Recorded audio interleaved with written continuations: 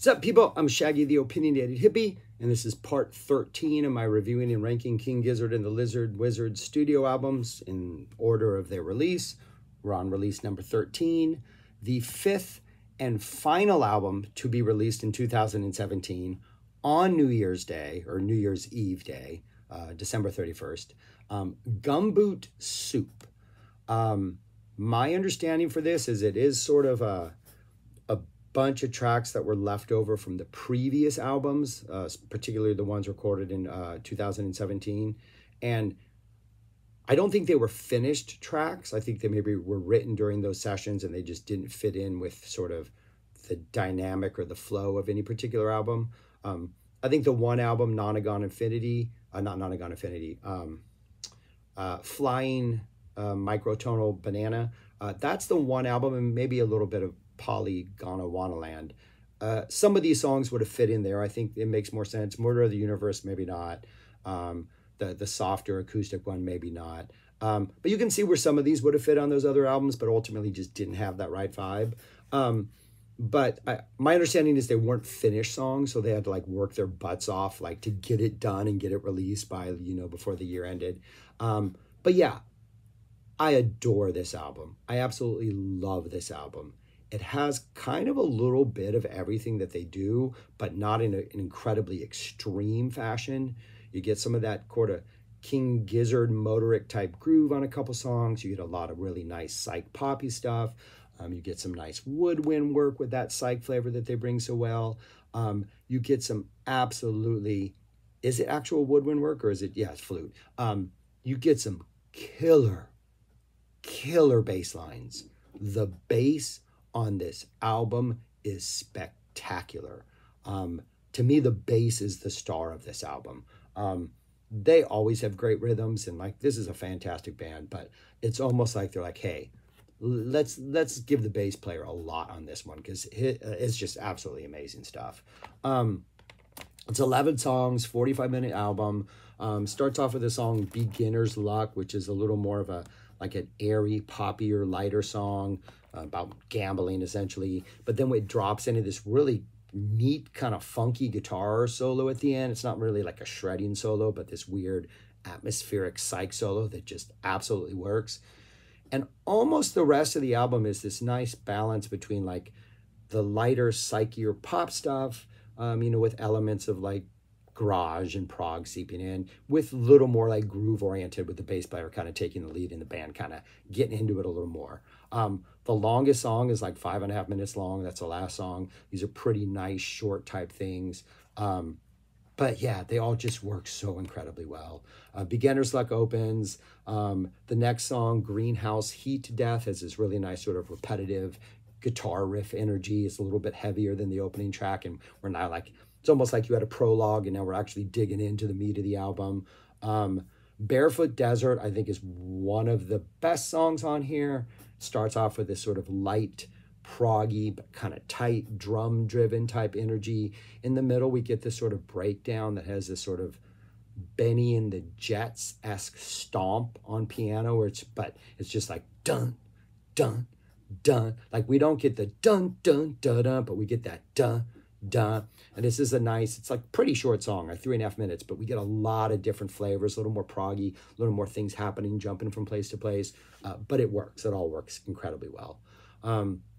Muddy Water, bass just leading off from the beginning, has this almost like Santana Gypsy Queen type bass vibe, just this driving energy. Vocals come in, it's that nice like King Gizzard staccato delivery, kind of like broken up, kind of frantic and hectic.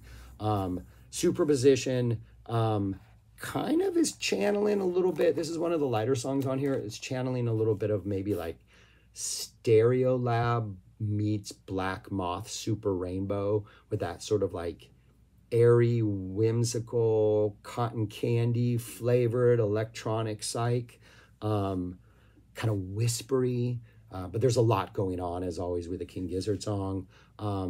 Down the Sink kind of gets funky, a little bit new wavy. Like I was going to say Talking Heads, but I couldn't think of an actual particular Talking Heads song. But there's like a new wave psych energy to Down the Sink. Again, every song is providing us just slightly different flavors than the one before, but we're all kind of staying with a consistent vibe and a consistent groove.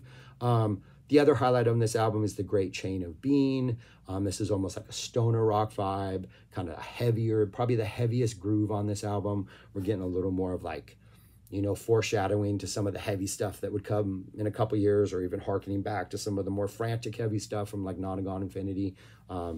Yeah, I think maybe the centerpiece of the album, like the heart and soul of the album.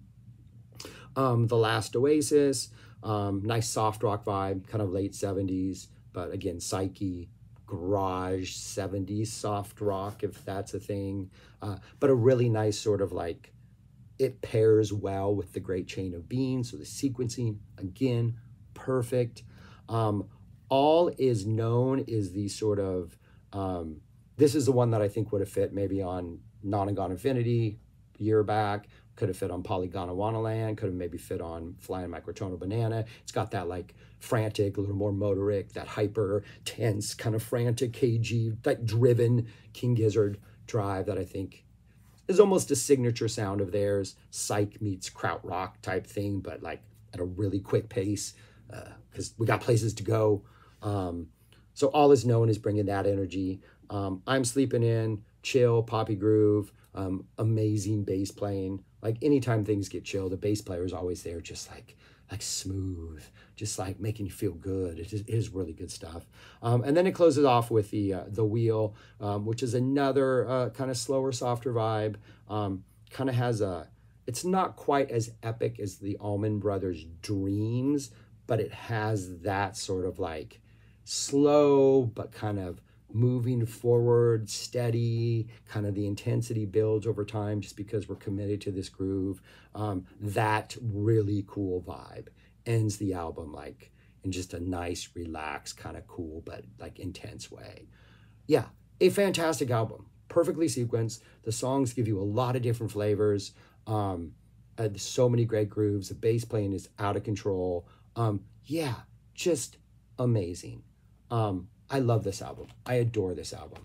Where would I put this among the other 13 I've already done? I have it all the way up at number 2. I have listened to this. Maybe part of it was like when it was dropped on New Year's Day, I was so excited to hear that last one. I spent a lot of time with this one. But maybe I spent a lot of time with it because I liked it better than the others. But yeah, I think this is just like absolutely perfect. It's almost like a sleeper. It's one of those that like, or slower. It's like a, what do we call it? I have friends and we always like talk about albums. This is like a slow burn album. One of those where like the first time you like it, second time you love it, third time you're like, oh my gosh, this is perfect. Yeah, this for me is that album that I can just go and listen to any mood I'm in, and it's gonna hit all those notes and satisfy the musical needs. All right, that's all I got. This at number 2. Let me know your thoughts on that. That's what all the rest of them look like. I already showed you. This list is gone by now. Yeah, subscribe, like, share, comment, do all those wonderful things, and go listen to this album lots because it is amazing. Peace. Talk to you later.